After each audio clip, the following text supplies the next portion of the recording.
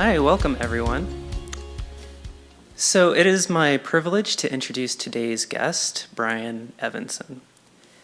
Brian Evanson is author of over a dozen books of fiction, including the story collection A Collapse of Horses and the novella The Warren.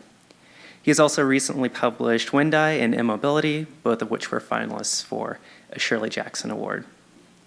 His novel Last Days won the American Library Association's Award for Best Horror Novel of 2009. Other books include The Wavering Knife, Dark Property, and Altmann's Tongue. His recent collection, A Song for the Unraveling of the World, won this year's Shirley Jackson Award for Single Author Collection, which is given for outstanding achievement in the literature of psychological suspense, horror, and the dark fantastic. Today, he will be speaking with us about writing, horror, and craft. For me, Brian's work is as much Jorge Luis Borges and George Saunders as it is Stephen King, and his short fiction serves as a testament to what the form is capable of.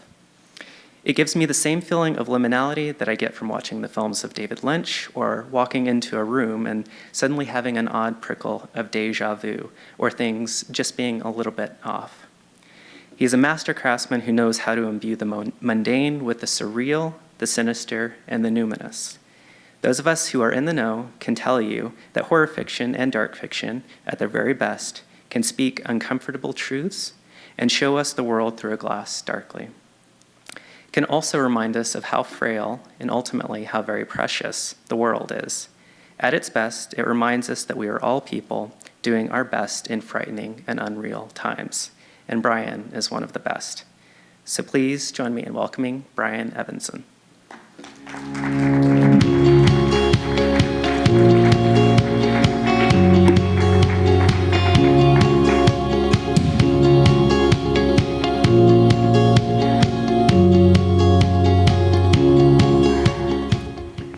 All right, well, good morning, everyone, and hello to Brian. Welcome. Hi, how you doing? Good. It's so good to have you here. We are celebrating Halloween week, and we thought what better way to celebrate Halloween and to invite a fabulous horror writer to talk to us about the process. To begin, though, I was wondering if you would share with us some of your writing.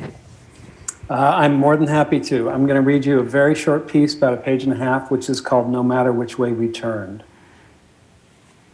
No matter which way we turned the girl, she didn't have a face. There was hair in front and hair in the back, only saying which was the front and which was the back was impossible. I got Jim Slip to look on one side and I looked up from the other, and the other members of the lodge tried to hold her gently or not so gently in place, but no matter how we looked or held her, the face just wasn't there. Her mother was screaming, blaming us, but what could we do about it? We were not to blame. There was nothing we could have done. It was Verl Cram who got the idea of calling out to the sky, calling out after the lights as they receded to tell them to come and take her. "You've taken half of her," he shouted. You've taken the same half of her twice. Now have the decency to take the rest of her." Some of the others joined in, but they didn't come back, none of them.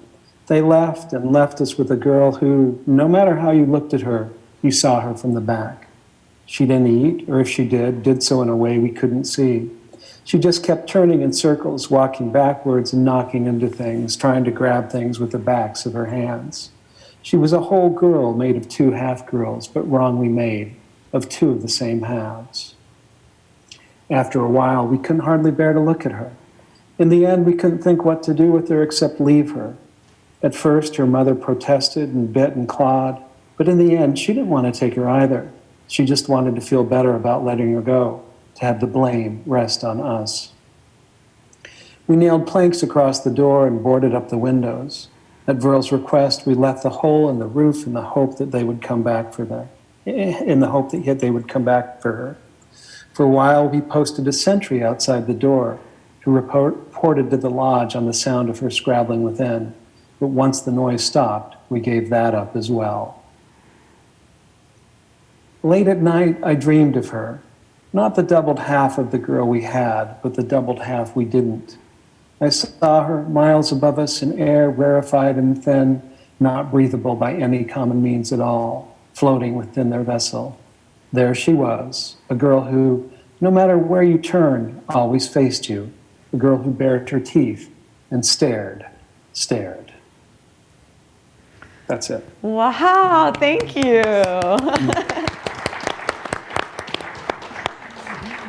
Well, that definitely gets us started off on a creepy note, I suppose, a great note.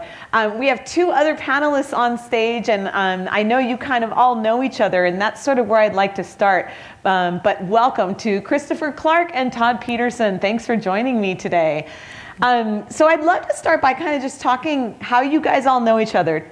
Todd, you and Brian know each other pretty well. Tell me about that. Well, gosh, during the introduction, I was trying to think about how long it's been, and it's also almost embarrassingly long. I think it's all the way back to Seattle in 1991 when Brian and I first crossed paths. He was in graduate school, and I was thinking about graduate school.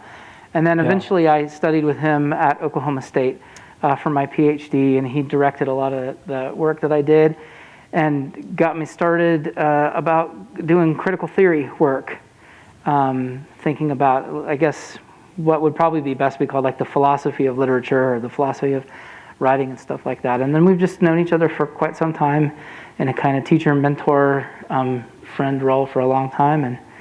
And Christopher and I mean, we're just sort of got hooked up because of our work here at the university, and then found out after meetings that ran way too long that we had way more connections than is probably reasonable, but it's delightful. Christopher, how did you come to know Brian's writing?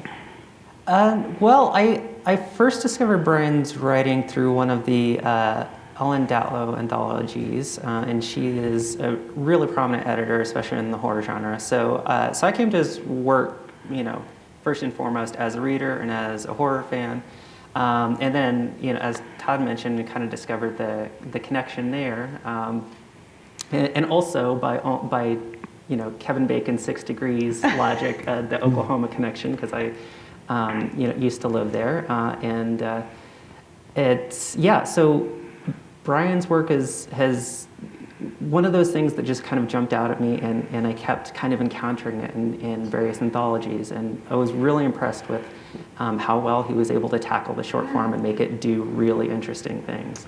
Yeah, well, that's definitely something we want to get into. And my only other sort of lead-up question to kind of unleash you all is, why read horror? Why write horror? Why read horror? It's a genre that was a little bit newer to me. You guys are really experienced with it and into it. So I'd love to know from Brian, from everybody, why horror? What is unique and special and intriguing about it to you all as writers and readers? Brian, maybe we could start with you. Sure. Yeah. Well, I something Christopher said in his introduction to me, I think, resonated, which is that the kind of horror I do, I feel like has a foot in literature and a foot in genre, and so it has this kind of commitment to solid writing, and I think a lot of the horror that I'm interested in, a lot that's being written now, is very much in that space, where it's just I think that horror that's done well can offer you a lot of what you get in literary writing, but it's also scary, and it has kind of resonances and does a lot with mood and things like that. And I think the other thing that horror does for me is that it's about kind of unsettling people's view of the world. And so, especially in a time where our world is in such a strange place, I think it kind of serves as a more accurate mirror to just what people are feeling than maybe calmer, more literary, more benign fiction does. Cool. How about you guys? Do you have any perceptions on reading or writing horror? Yeah, I would kind of echo what Brian said about kind of using horror as a lens of kind of reviewing the world, and I think, and I'm glad that he mentioned having like a foot both in the literary and in genre, because I think that's a common misconception from people who maybe don't read horror or read horror and love it but don't call it horror, right? So there's the example of, I think it was, I forget who it was, but they asked you like, oh, what are you writing? It's like horror. It's like, oh, I hate horror. And it's like, do you like Stephen King? Oh, I love Stephen King, right? And so I think it's one of those genres that kind of has a label that doesn't fully express like how wide-ranging it is and how much it can do. And again, as Brian mentioned, that it serves to really kind of unsettle you, and that can sometimes be a really like healthy and productive feeling to have and to kind of wrestle with, especially in a safe space like literature, where you know there's not really a monster under the bed, but you can kind of imaginatively cope with that situation. Yeah. So this line of thought is kind of right where I wanted to drop in. There's an art critic who taught for years down in Las Vegas. His name is Dave Hickey. And he talked a lot about how, in a Harper's Magazine article, about how some of the more difficult genres or difficult works of art can help us practice with alienating emotions. And so it's not like the pure kind of old catharsis idea that we get it and we get it through us, but it's like these things are difficult to experience, and if we only have to experience them firsthand, that's a lot of real trauma that you have to go through, at least to get your kind of brain to work through the ideas. But horror is one of those things that allow us to think through some possibilities, which are, and I'm sorry about this, which are too horrible to think about actually experiencing, but through the simulation that we can get through horror, we can emerge from the other side. And there's a whole line that you can go down this with neuroscience, like our mirror neurons and what's actually real and what's not actually real and what our brain can actually learn from. And so literature and art and film in particular are these areas where we can, I guess like you say, kind of practice, or maybe because we think about this stuff, it's like a little bit of a vaccination, right? Like you take this thing and it's not like a fully activated virus, but it can go in, we can think through it and come out the other end feeling better. I'm still trying to figure out how I'm going to come out the other end of the girl halves story. Yeah. But I'm sure that it's there. I'll just have to meditate on that for a while. So Brian, do you feel that you're working through your own internal things when you're writing, or is it more about putting it out there for other people to get in this sort of experiential place like this of unsettling? How much of the personal process still remain? Are the stories individual personal processes, or more for the reader? I don't know if that makes sense as a question even. No, it does. Yeah, I mean, I tend to write stories that are like stories I'd want to read. And I think one of the reasons I started writing the way in which I did was just because I felt like I was not finding certain kinds of stories that I wanted to read. And so there is something about that. When I was a kid growing up, I was incredibly phobic. I was afraid of heights. I was afraid of the dark. And especially if I was somewhere high when it was dark, it was really bad. But because of that, I mean, I think often when I'm writing, I'm kind of tapping into my own kind of fears or remembered fears, my own kind of anxieties. All those things are part of it. I feel like it's not so much that I'm like, I'm going to scare people. It's like, I'm going to try to deal with something that's complicated and difficult, and that, I'm having, potentially an experience with it. And then that'll be something to pass on to readers. And then I think a lot of my work is really about just these people who realize that the world is not what they thought it was, or reality is slipping away in some ways. And that's, a common experience that we have. And so I think it's something that everybody can relate to. So, yeah. Cool, thank you.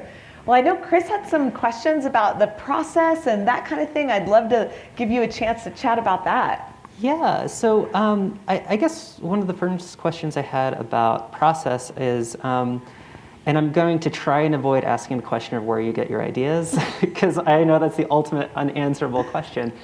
So let me see if I can skirt around that. I'm fascinated by the fact that you're such a prolific short story writer, and that is kind of unusual. Most writers tend to write in the longer novel length form, and I know you have written at that length. But is there something about your process or the ideas that come to you that suit the short story form, or do you go in with the intent of like I want to write at the short story length? And so I hope that makes sense. Yeah. Yeah, it does. I love the short form. I mean, I think that there's so much you can do with and do it very precisely with short stories. I think that my feeling about novels is most novels are about 20% too long. They get kind of bulked up, and as we do as humans, I think as time goes on sometimes. It's just, I feel like there's a lot that just doesn't need to be in a lot of novels. And novels have their strengths and short stories have their strengths for sure, but for me it's like the precision in which you can use language in short stories, the attention that you can demand of the reader is something that is very hard to demand for a novel, just because it'll be read in multiple settings. You can't really depend on people remembering the beginning by the time they get to the end, unless you've kind of given them clues along the way. For me, really the perfect form, the form I love the most is the novella. Because it's kind of halfway between the short story and the novel. And for me, I think it can have that precision that you have with stories, but also can have kind of a bigger stretch to it, a kind of a larger kind of canvas, larger feel.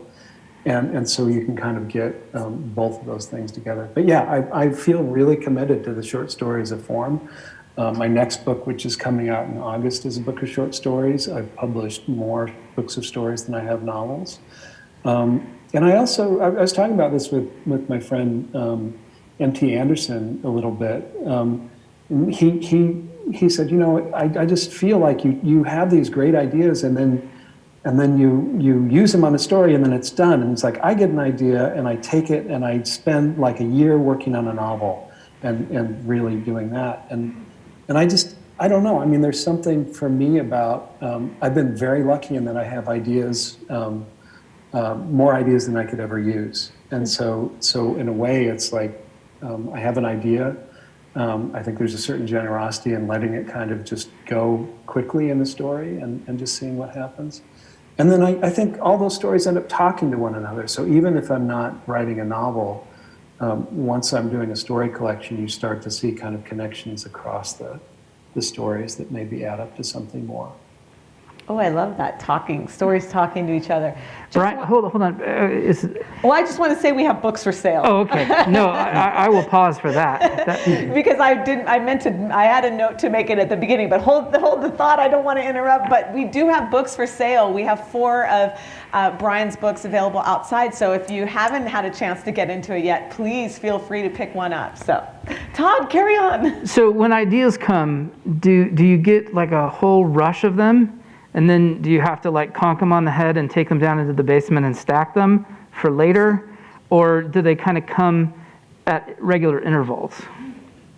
Well, so they do come, it's a little random. I mean, I read a lot, and I think that one thing I do when I read is I read like a writer, and I often think about, all right, this story could go in a different direction, and then my mind kind of starts to take it that way, and that often will lead to an idea for me. I will make little notes about ideas when they come up. And usually I do them in my phone, just because we all have phones now, it's easy to do it. And then sometimes I'll go back to them, sometimes I won't.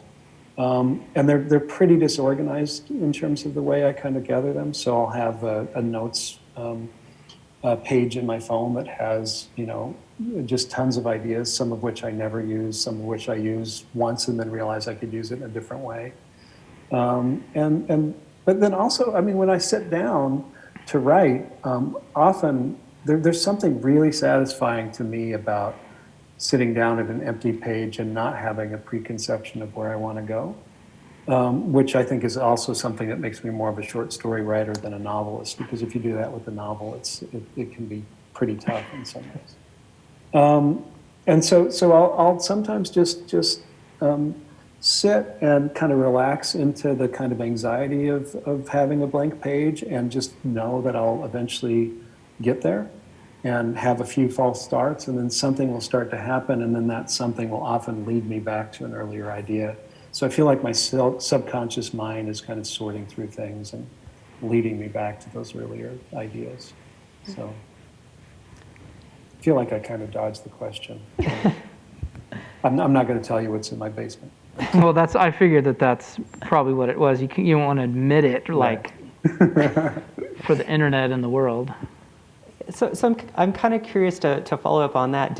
How vital is revision to your process? Like, do you find that you can get it done in 1 and 2 drafts, or are you someone who will just go through tons and tons of drafts? So the way I tend to write, I write everything longhand, and it's because it slows my brain down. Mm-hmm. And so if I type fast enough that, I can kind of type at the same speed, I think, and I just have found that that's not all that useful. So I'll write things longhand, lots of crossing out. And then when I feel like I reach a point where I'm kind of stuck, I will stop and I'll type it in, and then I will revise it. I'll print it out and then revise it, and then keep on writing longhand after that. And so by the time I finish a story, often, it's not always the case, but I'll sometimes, the beginning will have gone through maybe a dozen drafts, and then the ending will have gone through just a couple of drafts. And sometimes it's more than that, sometimes it's less. Every once in a while I'll have a story that just comes very quickly and is pretty much the same from the first draft to the to the published version. There's a story I wrote called Windeye, which for whatever reason came very, very quickly to me and is essentially the same as the first draft I wrote. But it's also like I think I'd done some preparation for it, psychologically or mentally, that just allowed that to happen. So yeah, so it can vary a little bit, but I do think it's like a lot of my revision process is really just paying attention to sound and rhythm. And I find when I do that, it ends up allowing other things to happen as well. That my subconscious mind starts to notice things and push me in different directions. Well, I'm going to have a question. You broached it a little bit on reading.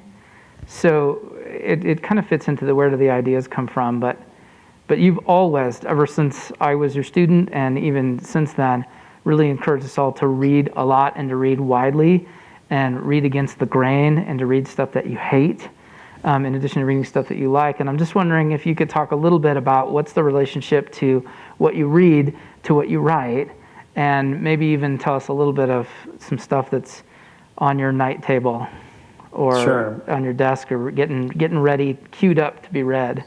Yeah. Well, it's interesting. Every once in a while, I've taught for years, and you sometimes have students who want to be writers but don't actually read much. And that's one of the first things I just try to change, because I just think you learn so much from other writers, and you learn from the way in which narrative is organized by language in writing. So you get a lot of people, so much of the narrative that we get nowadays is from television or film, and I think that we're very sophisticated thinkers now, most people are, about just the way in which narrative works.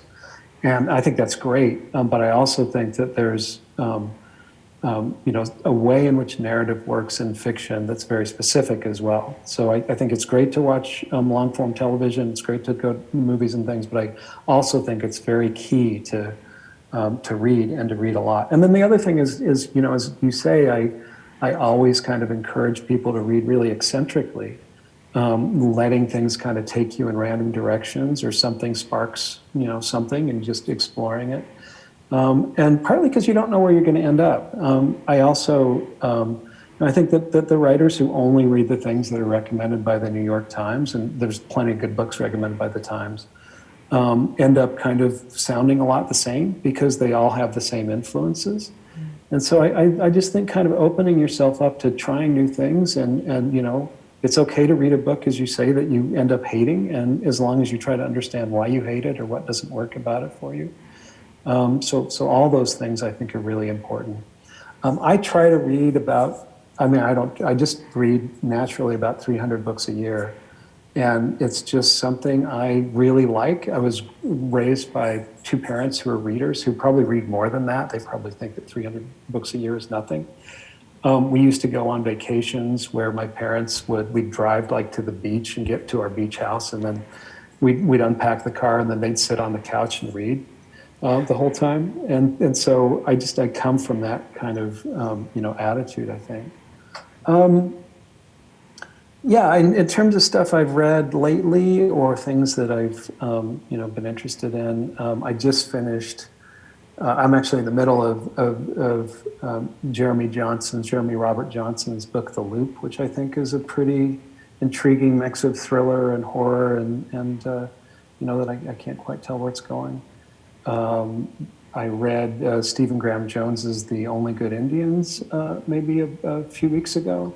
Which I think is really a terrific book, a really interesting combination of Native American literature and horror, and by someone who kind of knows both incredibly well.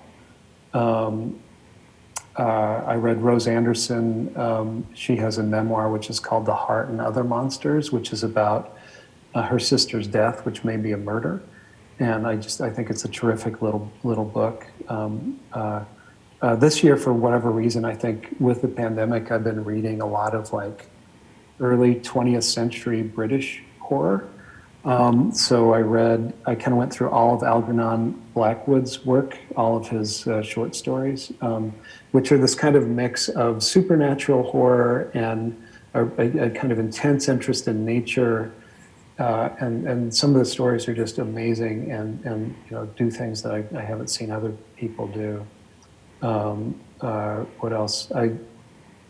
There's a writer from Pakistan whose name is Usman T. Malik, who has a new book, first book coming out called Midnight Doorways, which I just think is really great. It won't be out for a little while, but if you can find his work on places like Torrent.com and get a sense of what he's doing. And that's interesting to me too, just this idea of we have these notions of what genres are, and then as we start to think of genre as being something that's more global, or that can be manipulated by people from all different backgrounds, they begin to change in really interesting ways. So I feel like a lot of the most interesting work being done now is being done, by people like Usman or Cassandra Kah, who is kind of dealing with horror in interesting ways, or all sorts of other people. So I kind of wanted to ask, because you mentioned reading as kind of central to just kind of having the foundation for like ideas to flourish and for the writing to happen. But you're also such an intensely visual writer. I mean, there are images in your, like there are scenes in the last days that are permanently seared into my brain, and they will never leave. I'm sorry about that. No, it's a compliment. And so I kind of wanted to ask about where you think that visual component comes from. I think, I do watch a lot of film, and I've done some work in film, but I think it's partly that. And it's partly that I really think of my writing as being very embodied. And so I spend a lot of time thinking very specifically about how, the characters, not only how they think about things, but how their bodies would react in certain situations and what things would look like if I was there, and trying to kind of, all that's part of just putting the reader in a position where they have an experiential relationship with the work, so that they're kind of living through the experience of the work in a way, rather than having it be something that's just not coming alive for them. And that I don't know. I feel like that's something that was present in my work from pretty early on. I'm not sure why exactly. I think some of the writers I read very early, who I really admired, were Kafka and Samuel Beckett. And I think Kafka, with something like The Metamorphosis, it's like not only does Gregor Samsa turn into a kind of giant insect of some sort, he also like is very specific about, what would it be like for you to open a door if you were a giant insect? And so he kind of has this incredible amount of detail where he just shows, Gregor as an insect trying to get out of bed, and then, how he manages to open the door. And that, I think, just really worked for me in terms of just making me feel like, this is something, that he's created a world that's really functioning. And so I think that may be where that comes from in my work. I know you've talked about film influencing it. I wonder if you could go into a bit more detail on the connections in film and your work as reactions to film and that kind of thing. Sure. I mean, I think, and I've done a little bit of film writing, especially kind of living in LA. It's hard not to do that. And I did a screenplay for a producer and some other things. And so I thought about it from that side too. But for me, fiction is really capable of doing certain things that film can't do, and vice versa. Fiction is excellent at economically giving you a sense of interior states. And film can only do that very well by implication, or by telling you what the character is thinking, or by, it's more of a kind of translation that occurs.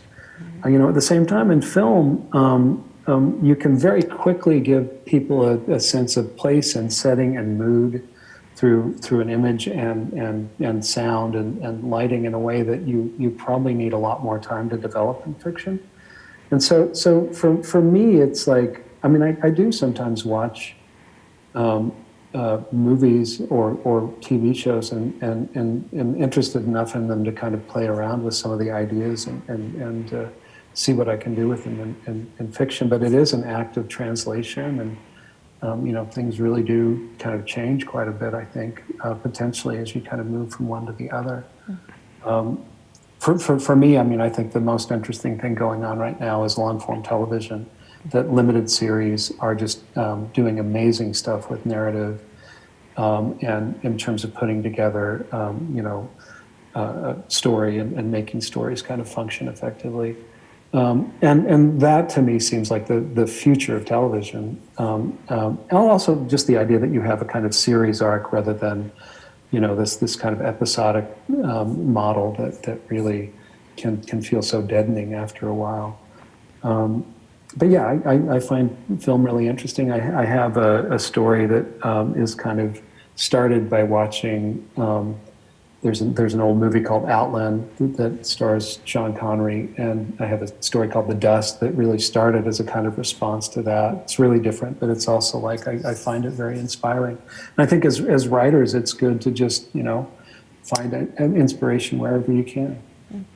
Does that Outland story have the red Sean Connery outfit in it? Because I don't remember that.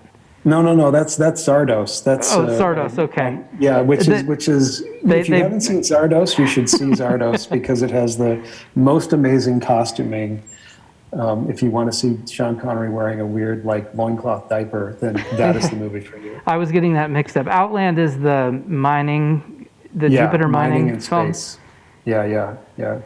That's right. So one of the things I wanted to kind of, the last question of the answering of the question showed kind of, I think, like a dual thinking, what you're able to articulate, not just like your writing, but kind of what it is that you're doing. And I remember years ago you saying that writers really need to think about what it means to write, in addition to kind of learning craft. What can people who are kind of moving down a writing path do to try to have that self-awareness? And I don't mean it in a negative way, but the way that you just kind of demonstrated to us. I remember being in the LA County Museum of Art and having the docent say that one of the painters said that he knew what he was doing, but he didn't know what it is that he was doing. And so I think you just showed us a really good example of someone who knew what it is that he was doing, and how does one cultivate that? in themselves as an artist. That's cool. Well, I mean, I think that's a gradual process, and it's something that, you know, can change over time. I mean, my sense of what I'm doing has kind of adapted and changed, I think, over the years as I've kind of come to understand genres differently, and as I've come to understand, you know, my own role in the world differently. You know, depends a little bit on kind of specifics in my life. But I do think it's important to kind of, you know, to think about, you know, what you're trying to accomplish or what's important to you. And a lot of that's about worldview. It's about what you know, hope to get across. It's about what you hope to investigate. I mean, I think for me, it started by just thinking about what work do I like to read and why. And that kind of extended to me, since I did a lot of work in critical theory and philosophy, into, you know, what is it about certain philosophers that appeal to me, and, you know, what's going on with that. And so it's kind of part of a conversation with those sorts of things that kind of gradually, I think, develops. I do think it's super important to work on craft, and that's a big part of it. But kind of together with craft, I think you have to think about aesthetics, and because I think there's very specific things you can do with craft that can be positive or you know, there's not one thing that you can do with any story. Every choice you make is kind of directing the story in a particular way that encourages a certain way of viewing it, or encourages a kind of ambiguity, or creates a kind of mood. And so just being aware of that allows you to kind of direct your moves with craft in a way that works. So people, you know, you've heard kind of in writing workshops, people will say, you know, show not tell, and things like that.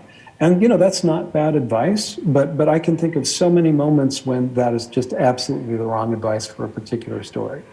And I can, you know, give examples of stories that I love in which, you know, it's clear that it's the wrong advice.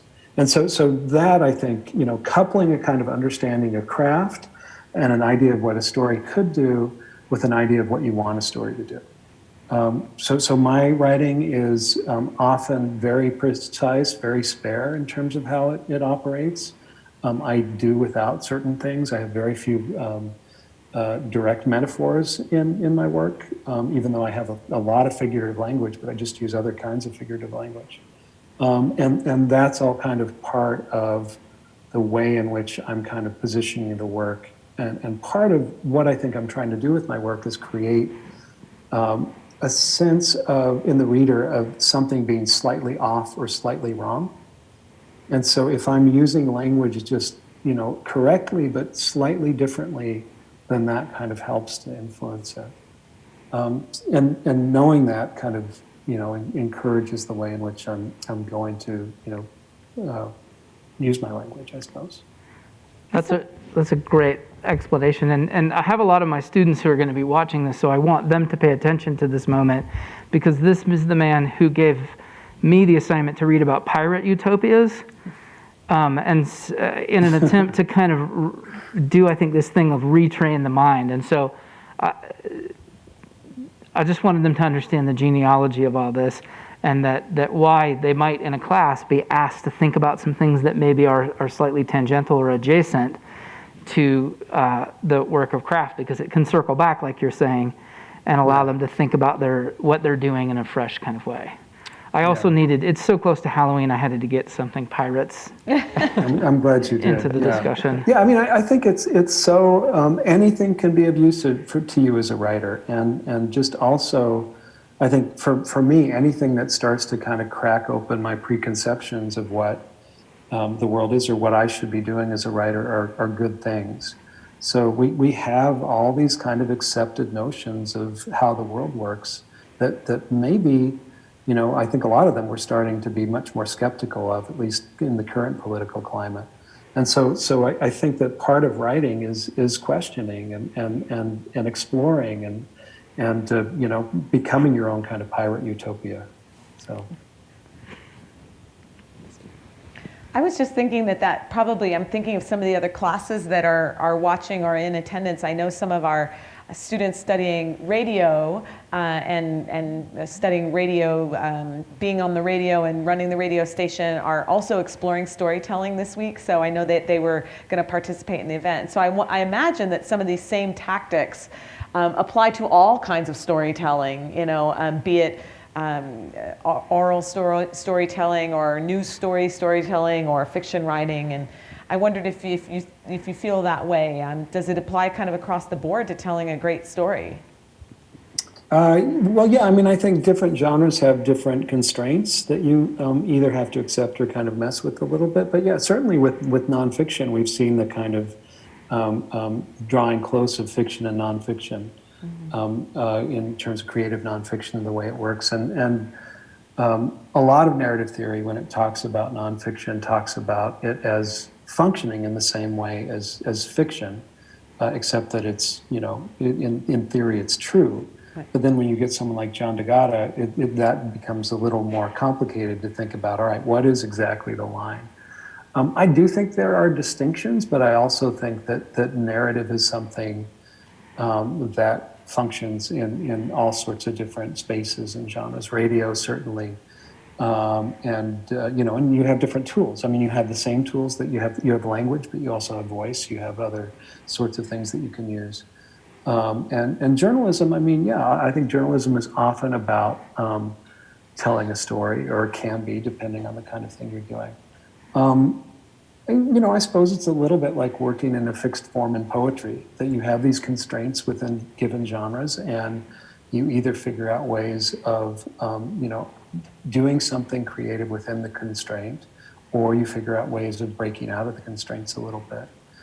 The way I see genre in general moving in the last decade or two has been towards more blending and more kind of hybridization.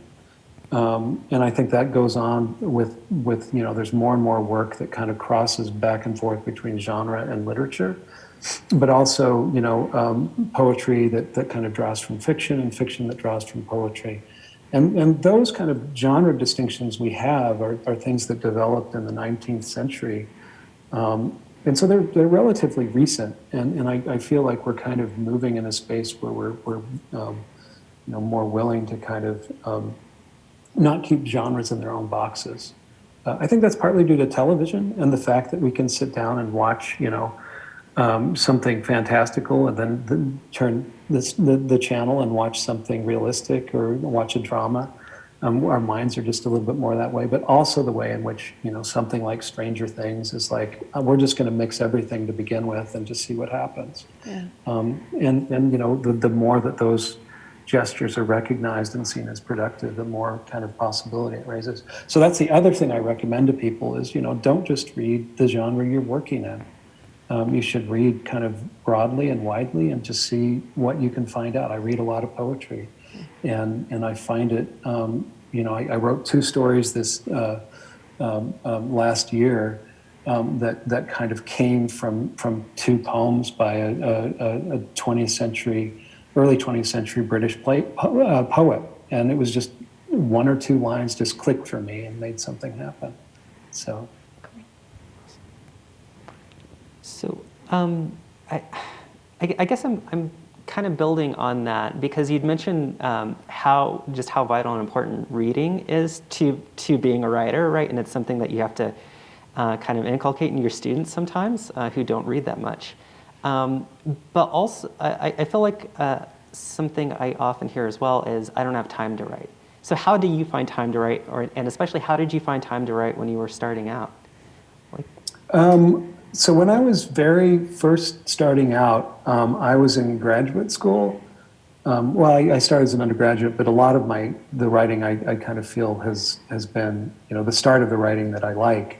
I was in graduate school at University of Washington, and I had a young family. I was recently married. I had first 1 daughter and then 2 daughters, was living in student housing, taking a lot of classes. And the only time I could really figure out that I would have to myself where I wouldn't be interrupted to write was between like midnight and 2 in the morning. And so I would do that, but often that would mean my writing would go from like midnight to like 12:15 because I was just so exhausted and so tired. But just the act of kind of knowing that every night I was going to, go try to write at a certain time was really helpful, I think, to me in terms of just kind of programming my mind that during the day it was kind of sorting through things and figuring out problems. And so that often when I sat down at midnight to write, I was ready to do that. And as time has, so I used to write every day, and I think that's really useful, especially when you're first writing. It's okay that not all the writing is good as well. I think that people sometimes, worry about that, and I think it's just important to kind of keep on going. And I think also, for me, it was just the act of repetition that was really useful. So I think especially with young writers, I think it's really important to write every day. I don't write every day now, but I do something kind of related to writing every day, whether that's translating or doing a certain kind of reading or something like that. But I do try to keep my hand in. And I find that when I don't write, my dreams become much more vivid. So there's a kind of connection for me in some way between writing and dreaming. And if I go 4 or 5 days not writing, my dreams are just way too vivid, and I have to write to just stop dreaming. So. Wow, that's amazing. What else do you guys want to know? I could keep asking questions. Yeah, I know that a lot of the ones that I have here on my little card, we've kind of. Okay, great. So it's fantastic. So I wanted to find out what space. Although I'm really captivated by this idea, like you are, about to get the dreams to lay off. I know. That's something I hadn't thought about before, but I think it's really fantastic. Yeah. And maybe I'm dreaming, but I don't remember my dreams when I'm kind of actively writing as much. I still dream a little bit, but I've noticed that, when I go without writing, and I do think it's a process to me that's related to dreaming, and it's partly, a lot of my work is kind of questioning reality, and you'll have characters who suddenly have the ground taken out from under them, and so I do think it probably is that I'm doing a particular sort of writing, and that may be the reason it's that for me. And you had mentioned the importance of the subconscious, and then also having Beckett and Kafka as kind of foundational influences. Are there other huge influences beyond the wide reading and your to read pile? Are there certain kind of touchstone writers that for you kind of helped you develop your voice or the kinds of things that you write? Yeah, I feel like the writers have come along for me at the moments I've needed them. And so, when I was growing up, I read mainly science fiction and fantasy. And I think I was about 14, and my dad, who was director of general education at Brigham Young University at the time, he was having to read all these books for the gen ed program. And he sat down and read me a Kafka story and talked about it a little bit, and then gave me the basic Kafka, and that kind of really made me realize there was something else out there that could be really interesting, and that led to I think Beckett I came across because in high school we did a play, we read a play. Zoo Story by Edward Albee, and in the introduction to Zoo Story, it talked about Beckett. And so I went and found him, and there was a really great used bookstore in Provo, Utah, where I grew up, which just had a bunch of old Grove paperbacks for $1 a piece. And so I bought, some Beckett and read the plays, and then that led me to his prose. And then I just started buying all these, other Grove paperbacks because I thought, well, maybe they're similar. So I kind of, without realizing I was doing it, I read all sorts of theater of the absurd stuff. I read Genet, Ionesco, and just, it was random. And it was just a question of, picking up something and trying it and seeing where it went. And even if I thought it was a little weird, just deciding to read on until, I could figure it out in some way. So those were important. I mean, weirdly enough, some of the science fiction writers that I was reading when I was like 12 and 13 have become important to me again. There's a writer named Gene Wolfe who I just think is terrific in terms of what he does. And, I read him when I was young, and then I hadn't read him for quite some time. And then one of my students was reading a book of his and got me turned on to him again. And I just reread all of his work because he died recently. So and now that stuff is coming back in a way that's actually been really useful for things like The Warren, which is dedicated to him, my book, The Warren. And so yeah, I think the right things come along at the right moments. Kafka and Beckett are always going to be really important to me. But, at various points, other writers have kind of come along in a way that has also been important. Muriel Spark is someone who I was never encouraged to read when I was younger. And I have read at this point all of her work, I think, or pretty close. And I just think she's a terrific writer and has been very influential on me over the last, 10 or 15 years or so, maybe a little longer than that now, since I'm older than I remember. But she, I think The Prime of Miss Jean Brodie by her is a perfect book. I just feel like it's so elegantly done and so nicely done. But no one would ever recommend that book to me because I'm like the weird, scary guy.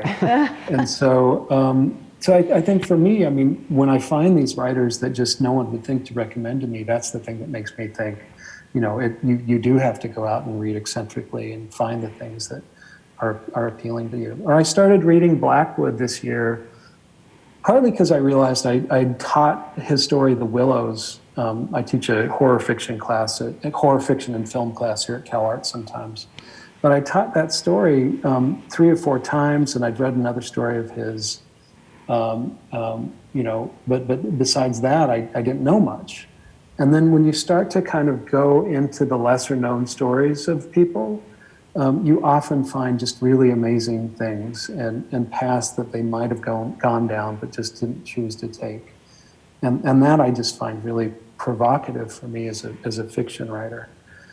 So I found some, there was a lesser known Blackwood story, which is called, I don't know if I'm going to remember the name of it, The Other Wing, I think it's called, which ended up, there's problems with it, but there's just amazing things that happen in the story and ended up kind of inspiring me to write another story. So yeah, I think it's just, if you read and are attentive to what's going on, then with the writers you're reading, then often it will start to lead your imagination in interesting ways. So I see reading as a provocation of the imagination. It's a way of kind of, starting to jumpstart what you're doing or what you're thinking about. Christopher, did you have another? We probably have time for maybe one more question. And I should say the conversation is going to continue later today. We'll all be on the radio together at 3 p.m. Live Mountain Time, KSUU Thunder 91.1. And then that'll turn into a podcast, which will be on the archive webpage for this event. But before we close, Christopher, what else would you like to know? Well, I love what you said about the reading as a provocation to the imagination. I thought that was kind of a beautiful phrase. And I would also echo that for those of you who haven't read Gene Wolfe, you absolutely must. He is genuinely brilliant. And I can totally see echoes of his work in yours now that you bring it up, because there's always kind of what's happening on the page, but then there's another story underneath. And I feel like there's always this kind of sense of dislocation and mystery and kind of unraveling. It's like, how much can I trust what's happening? And so I guess maybe how important is it to you to have that ambiguity or that kind of layering in your work? That's really important to me. I like the ambiguity, and I like the idea of, so I don't really see fiction writing as something that's there to convey information. I see it as something that you're meant to have an experience with. And I also think there's a range in terms of the kinds of experiences that you can have with any work, but with my work in particular. So having a certain amount of productive ambiguity as a way of kind of aiding that and allowing you to kind of enter into your own experience with the story, I think can be really useful. Yeah, I would second that about Gene Wolfe. His work is really amazing. You could start with something like The Fifth-Headed Cerberus. That novella is just really delightfully done. His short stories are really great. He has a trilogy called not a tetralogy called The Book of the New Sun, which is also really, really terrific. And you know, everything is good, but if you're kind of entering into it, I think The Fifth-Headed Cerberus is such a great place to start. And yeah, I mean, I think that Wolfe really taught me that you can write genre fiction in a way that you know, has a lot of qualities that we find in literary fiction, and that it is complex and complicated in just really interesting, positive ways. And the other moment I think that was important for me in terms of that, I mean, I really was only thinking of myself as a literary writer, and then I had I ended up having a book that was a finalist for the International Horror Guild Award. And I thought, that's weird. How's this happen? And then it won that award. And I thought, oh, well, this is even weirder, but I thought I should go and I should read the other finalists. And that kind of started making me realize that my preconceived notion of what was going on in horror fiction was just, you know, not correct. You know, that I was thinking kind of, you know, more broadly about maybe some of the less interesting examples of the field, but there were a lot of people doing really interesting work. And then finally, Peter Straub did an issue of Conjunctions. Brad Morrow had him, you know, Peter Straub, who's a horror writer, come in and take over an issue of Conjunctions, which he called the New Wave Fabulist issue. And the idea of that issue was, what happens if we take a high art journal and we put in it largely people who are known for connections with genre, who are genre writers. And I think reading that, I realized, oh, you know, there's a lot of interesting things going on with people who are seen as genre writers. It's just a question of figuring out the paths to the more interesting people. Yeah. I don't even remember what your original question was. I feel like I've kind of wandered around, but hopefully that answers at least some of it. The journey is what matters, and that was a good one. And so many great suggestions in there as well. We'll try to pull them out and make a list of them and include on the website. So, well, that pretty much brings our time for now to a close. And I want to just say thank you so much, Christopher, Todd, for joining me here. I'm just so happy to hear your insights and questions and the conversation. And special thank you so much to our guest, Brian Evanson. Thank you so much for taking the time with us today. We really appreciate you being here. You're welcome. Well, that's pretty much it for us. We'll say goodbye with that, and we'll see everybody later on the radio and also next week. Thanks, everyone.